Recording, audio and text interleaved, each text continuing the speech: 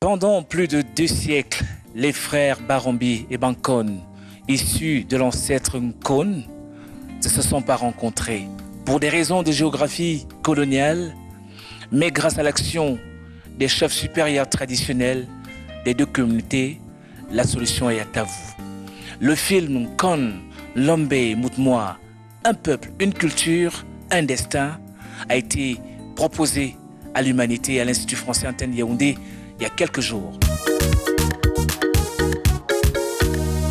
Mesdames, Messieurs, bonsoir et bienvenue sur 237 Talk. La dame qui vient à vous est une dame plurielle.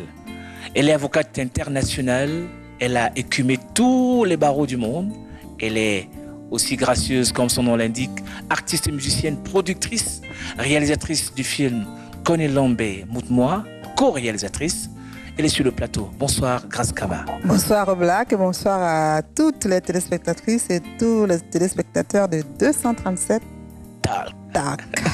J'aime beaucoup cette dénomination-là. De toute façon, tout ce qui contient le 237 m'intéresse. Alors, nous allons rentrer dans l'histoire de tout un peuple. Nous allons parler des Barombi. Nous parlons des Bankone. C'est des peuples qui viennent d'où? Nous sommes un peuple qui a été divisé pendant plus de 2 siècles. Alors, nous sommes une partie située dans le littoral. Et cette partie-là, cette communauté-là s'appelle les Bankone. Et une deuxième partie qui se trouve dans le sud-ouest, qu'on dénomme les Barombi. Il faut savoir que c'est des dénominations pour certaines qui ne sont pas de nous, qui nous ont été malicieusement légués par ceux que vous savez. Et nous essayons de faire tomber toutes ces barrières à travers le travail que nous sommes en train d'effectuer, parce que nous devons nous réapproprier de notre histoire. La réappropriation de notre histoire passe par la prise de conscience. Tout à fait. Et cette prise de conscience est l'œuvre non seulement des chefs supérieurs des deux communautés qui finalement sont tous enfants d'une même mère, d'un même père. Exact. Barombi et Bankone se sont décidés de reconstruire leur histoire. Tout à fait.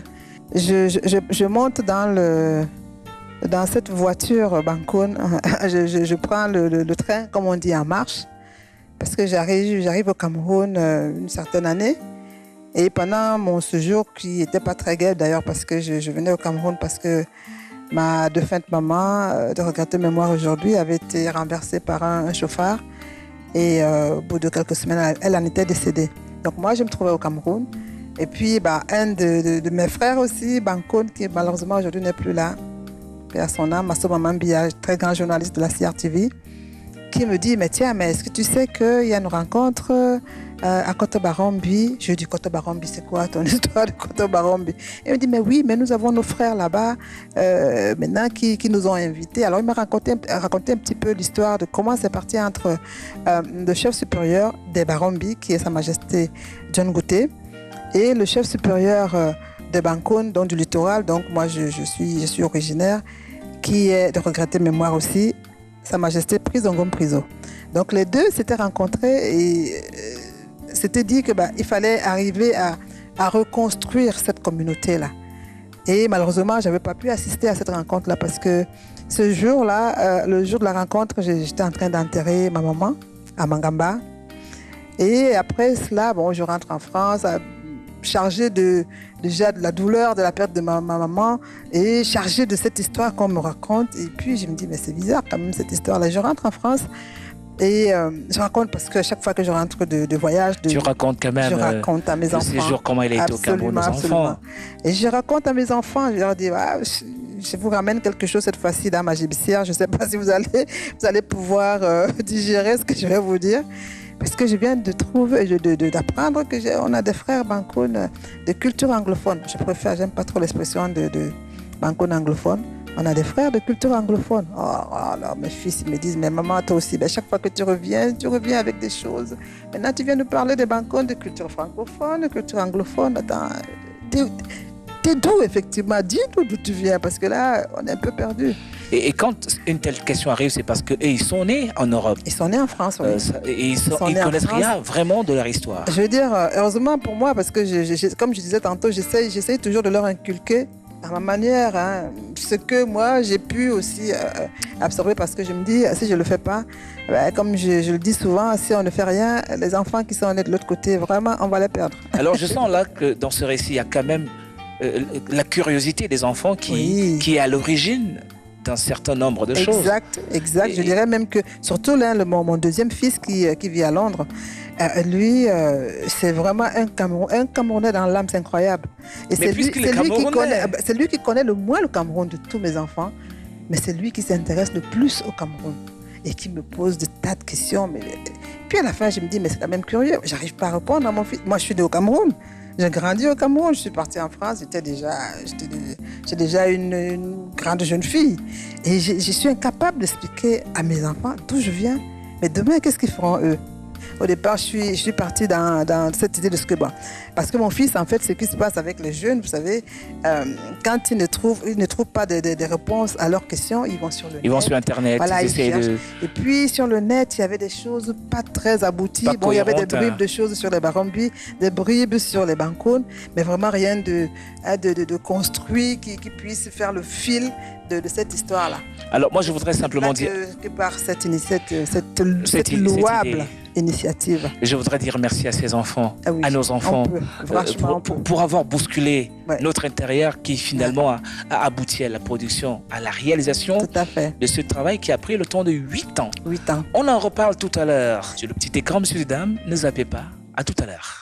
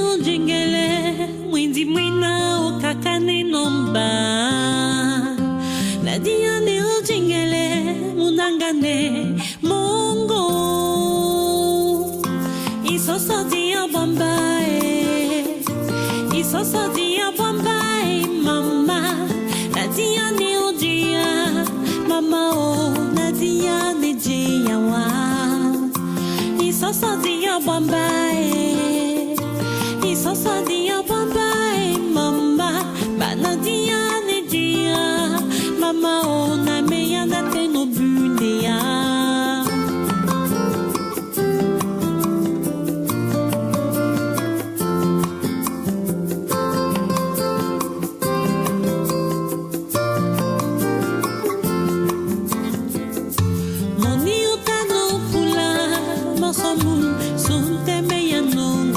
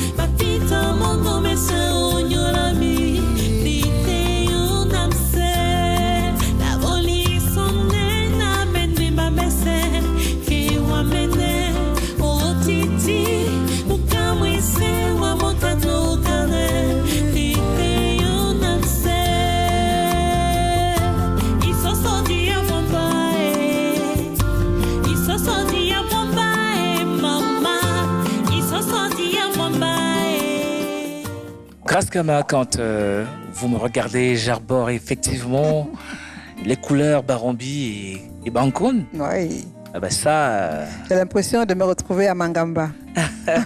On rentre dans la cuisine interne du film documentaire. Nkon, Lombe, Nkoni. Nkoni, Nkoni. Lombe. Moudmoua. Un peuple, une culture, un destin. Comment ça se passe en 8 ans? Alors en 8 ans, comme je le disais tantôt, donc je rentre en France, je reviens et puis je me dis il faut y aller quoi, pour trouver maintenant la matière pour développer le projet en fait. Et j'ai effectué plusieurs voyages au Cameroun parce qu'effectivement, comme on dit souvent chez nous que les vieux sont des bibliothèques en fait. Effectivement. Donc c'est à eux qu'il faut s'adresser quand on se retrouve dans ce genre de situation.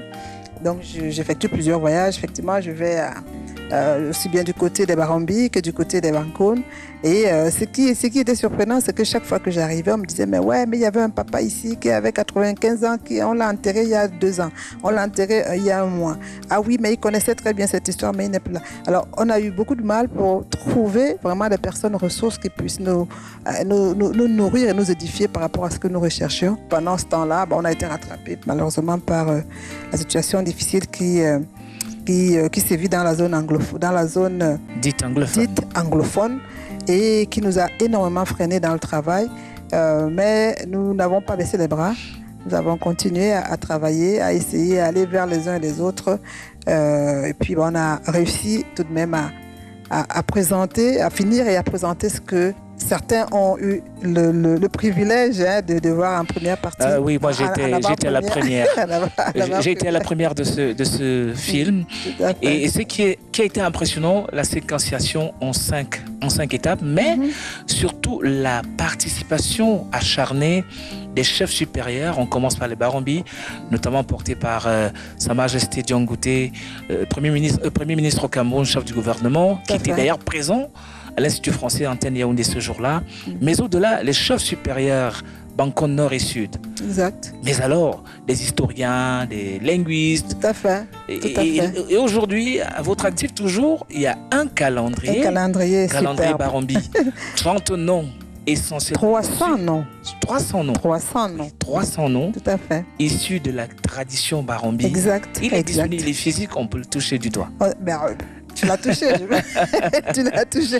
Mais tu fais partie des privilégiés dans tous les sens. Hein. C'est quand même, ça commence à faire beaucoup. Hein. Je sais pas, j'en sais pas trop. Hein. Alors, qu'est-ce que tout ceci peut représenter pour les générations futures? L'appropriation de notre histoire, de nos cultures, parce que nous sommes un pays qui est très très diversifié. Et malheureusement, aujourd'hui, on n'arrive pas encore à mettre à profit cette diversité-là. Et pourquoi? Parce que les choses ne s'inventent pas. La jeunesse, il faut aller vers la jeunesse et lui inculquer certaines choses, certaines valeurs. Et je pense que le travail que nous avons fait à travers ce film-là, nous l'espérons vraiment très modestement qu'il portera ses fruits dans ce cadre-là. Parce qu'il faudrait que les jeunes, surtout les jeunes, c'est pour ça que pour ceux qui ont vu le film déjà, vous avez constaté que le début du film s'est fait avec 2 jeunes. Et la fin du film aussi avec les 2 jeunes. Parce qu'il faut que les jeunes comprennent que le Cameroun est un pays qui nous appartient à tous. Et que ce n'est pas le français, ce n'est pas l'anglais qui doit venir nous diviser, nous séparer aujourd'hui. J'ai beaucoup aimé, parce qu'en parlant de ça, avec vraiment une parenthèse, l'interview de le professeur Binam Bikoy qui est allé dans ce sens-là, en disant que ce n'est pas les langues des autres qui doivent venir nous poser des problèmes dans notre pays. Moi, je le trouve, je prends vraiment ce mot et je pèse mes mots, je trouve cela très ridicule. C'est complètement ridicule. Vraiment ridicule. Et d'ailleurs, quand on regarde ce travail, il peut aussi servir de boussole aux autres communautés du Cameroun qui devraient se sentir comme interpellées. Exact. Il y en a tellement qui sont dans cette situation-là, puisque pendant que je faisais nous faisions ce travail. J'ai été abordée par plusieurs de frères camerounais, de Pongo, de Kribi, de Batanga, qui me disaient, mais attends, mais oui, c'est très très bien ce que tu es en train de faire, mais quand tu auras fini avec les Bankon là-bas, viens aussi chez nous parce que nous vivons exactement la même chose. Vous savez que les Batanga, il y a les Batanga de culture anglophone et les Batanga de culture francophone. Ainsi donc, je voudrais inviter nos téléspectateurs à vivre avec nous ensemble cette cérémonie. Présentation officielle du film intitulé Koni Lombe Mutmoa, un peuple, une culture, un destin. C'était à l'Institut français Antenne de Yaoundé en présence de son Excellence Monsieur l'ambassadeur de France au Cameroun. Il a beaucoup apprécié. Mais au-delà, la présence du Premier ministre chef du gouvernement, Sa Majesté chef supérieur des Barombi, Diongote. Messieurs et dames, on se retrouve juste après ce document.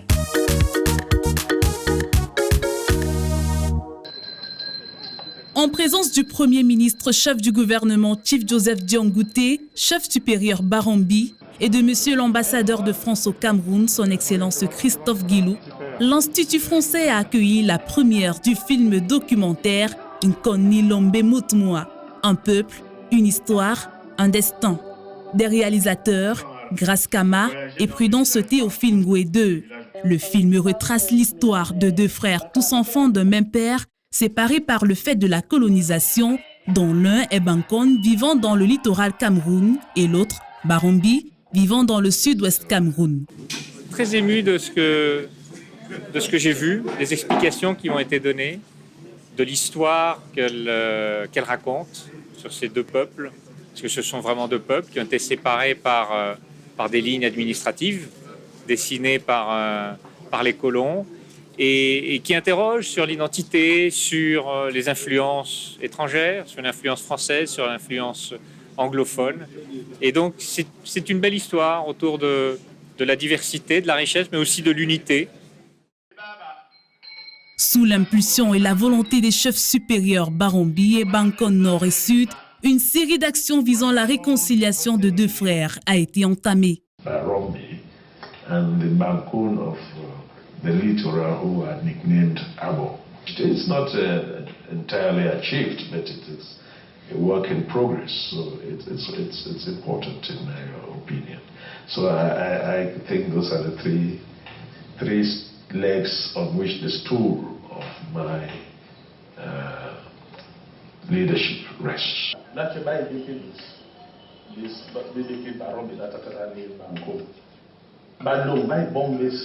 Joji Barombi balebe do nya ina ponda sa ni la che basa maomambe ba bekede de so Balombe. 52 minutes d'une épopée menée par les réalisateurs sur le terrain avec pour mot-clé la prise de conscience collective de deux communautés. Effort malheureusement stoppé par l'entrée en scène de la crise sécuritaire dans les régions dites anglophones. C'est près de 50 heures d'image. Et il fallait faire un choix de ce qu'on veut raconter. Parce qu'il y a beaucoup à raconter. Que ce soit seulement du côté Barombi ou du côté Bankon, il y a toute une histoire à raconter. Nous avons voulu nous focaliser sur les retrouvailles. Les retrouvailles entre ces deux communautés. Et qui parle de retrouvailles dit qu'il y a une séparation. Et c'est pour ça que nous sommes rentrés dans l'histoire pour essayer de comprendre ce qui s'est passé pour que ces deux frères-là se retrouvent dans ces deux aires géographiques. Et la beauté, c'est que l'histoire était très complexe parce que ça nous a permis de retravailler l'histoire. Vous avez les Bankon qui vous disent qu'ils sortent de Barombi qui vous disent qu'ils sortent de Bankon. Et du coup, si vous réfléchissez, c'est une boussole là, vous ne vous en sortez pas. Scénario émouvant qui augure un lendemain meilleur pour les deux communautés. Le film documentaire vient se positionner comme la solution aux problèmes que bien de communautés connaissent au Cameroun. L'essentiel dans la vie, c'est surtout retrouver ses origines, et quand on les retrouve, on se sent homme existant. Et les Barombi et bien sûr les Bankon l'ont fait, ils ont retrouvé leurs ancêtres et ils sont à construire leur humanité d'aujourd'hui sur la base d'hier et surtout envisager l'avenir. Grace Kama, quand ce film documentaire est désormais publié, comment est-ce qu'il faut faire pour que le public s'en approprie? C'est vrai que le film est là. Moi, je vis en France, donc je ne suis pas toujours sur place. Donc, il faudrait que les médias, mais vraiment, s'emparent de ce film-là et arrivent à le publier de manière intense. Je pèse vraiment mes mots quand je le dis. Il faudrait que ce film soit publié de manière intense pour que les jeunes... Moi, je reviens toujours aux jeunes. Quelquefois, je dis à mes enfants, nous, on a déjà fini, maintenant, c'est vous, quoi. Et c'est vraiment... Il faut que les jeunes s'accaparent, mais portent ce film comme un vêtement, quoi. Va falloir quand même qu'on dise aux jeunes aussi que ce film est une solution au problème dans le Nozo. Nous espérons. Parce qu'en vérité, nous sommes tous enfants d'une même mère, exact, mais les autres sont venus s'aimer la distance et le désordre. Exact. La première de ce film a eu lieu à l'Institut français du Cameroun. Pourquoi le lieu? C'est très symbolique. C'est très symbolique. Et d'ailleurs, je ne sais pas, pour toi qui étais là, tu as vu l'ambassadeur se prononcer. Moi, c'est la première fois que j'entends ça. D'un ambassadeur de France au Cameroun qui reconnaît que, pour ne parler que des Bankoun et des Barombi, ce que vivent ces deux communautés est de leur fait. En fait, c'est la colonisation qui est le problème. À l'origine de tout cela. Et je pense que, quelque part, qu'aujourd'hui, la France et les Français sont de plus en plus conscients du mal qu'ils ont fait à l'Afrique. Et j'espère que ce ne sont pas que des mots. Ils essaient de réparer. Réussiront-ils à réparer? Ça, c'est un autre débat. Mais j'avoue que j'étais agréablement surprise d'entendre l'ambassadeur de France au Cameroun dire que c'est la colonisation qui est à l'origine de ce fait de division, de diversion. Pour nous, Camerounais, c'est la France, parce qu'en fait, on a eu l'Angleterre et la France, hein, mais l'Angleterre n'a pas fait autant de mal que la France. Ça, faut dire les choses comme elles sont. Et je pense que du discours que j'ai écouté de l'ambassadeur, cela est ressorti. Quelquefois, on dit qu'une faute avouée, à moitié pardonnée. Donc, je pense que de plus en plus, ils prennent conscience de ce qu'il faut qu'ils repartent. Il faut qu'ils réparent ce qu'ils ont fait. Ils ont fait trop de mal et ils doivent le réparer. Ils sont peut-être à penser déjà comment réparer l'erreur, mais maintenant, pour les peuples Barombi et Bankoun, le film est disponible. Quel serait l'aboutissement de ce film? Le grand objectif que nous souhaiterions, pas seulement pour le peuple Bankoun, c'est vraiment pour tous les Camerounais, comme je disais tantôt, qui s'approprient de ce film, et que ce film puisse venir comme ça, créer des échanges intellectuels, des échanges culturels, des échanges même sociopolitiques. N'ayons pas peur de dire les choses. Parce que quand il y a un mal quelque part, si on ne soigne pas ce mal et qu'on essaie seulement de mettre, je ne sais pas moi, de la poudre par-dessus, le mal sera toujours là. Disons des mots. Il faut le soigner à la racine. Il faut le soigner à la racine. Et je suis sûre qu'à travers ce film, on arrivera à quand même faire des choses. Un festival en gestation, apparemment. Un festival en gestation, parce que nous, peuple Bankoun, nous préparons à mettre sur pied un festival digne de ce nom, qui sera aussi toujours un outil par rapport à la cohésion et à l'unité nationale de ce pays. Immersion dans le monde des potins. Alors là, un peu de Congo ça et la minute de Claver vient à vous. Bonsoir Claver. Bonsoir Oblak. Apparemment bif entre Ténor et bien sûr son label Universal Africa. Ah oui, ça ne va pas, ça chauffe entre ces deux. On se pose la question à quel niveau est-ce que ça n'a pas marché comme quelqu'un avait chanté. À peine Ténor a mis sur le marché un freestyle, voilà, baptisé Inter Espèce, que 100 000 vues, paf, ont disparu sur la toile. C'est Major qui viennent s'accrocher au buzz des jeunes artistes africains pour en fait ne rien apporter à ces derniers. Exactement, puisque Pete Bacardi fait également partie des cadres de ce label. Il a fait un post sur sa page Facebook dans lequel il disait assumer ce que vous signez, mais sauf qu'en retour, Ténor également en a réagi en disant assumez également le contenu de vos contrats. En ce moment, on ne sait exactement ce qui est en train de se passer entre Ténor et son label, mais on sait quand même que vivant au Cameroun, chantant au Cameroun, il vivait de sa musique. Il vivait de sa musique et il vivra de sa musique. C'est donc un avis prononcé comme ça à l'endroit des autres jeunes auteurs. Merci Claver. Merci Roblack. Et surtout à bientôt. À bientôt. Donne le nom de l'invité de l'émission 237 Talk en envoyant Talk au 81 76 et tente de gagner un écran TV 43 pouces. Alors, un petit mot en Bankoun pour que ceux qui sont dans la partie sud-ouest Cameroun comprennent exactement que nous sommes tous enfants d'une même mère. Nous avons déjà le cri de ralliement. Je ne sais pas si tu l'as bien dit d'ailleurs à l'Institut français. Oui. Mbobanje. Mbobanje. Et toi, tu réponds Boyes. Boyes. Tu as vu, le Premier ministre a répondu quand tu as lancé Mbobanje. Il a répondu Boyes parce que un Bankone, où qu'il se trouve, quand il entend ce cri-là, Mbobanje, il répond systématiquement Boyes. Mais sommes Boyes. Et c'est ce mot de ralliement qui vient mettre un terme à cet entretien. Merci Grace Kama. C'est moi qui te remercie. Merci pour ce magnifique plateau et cette magnifique émission. Messieurs et dames, c'est terminé pour aujourd'hui sur cette antenne. Merci d'avoir été à nous regarder. Rendez-vous est pris la semaine prochaine. C'était 237 Talk. À bientôt.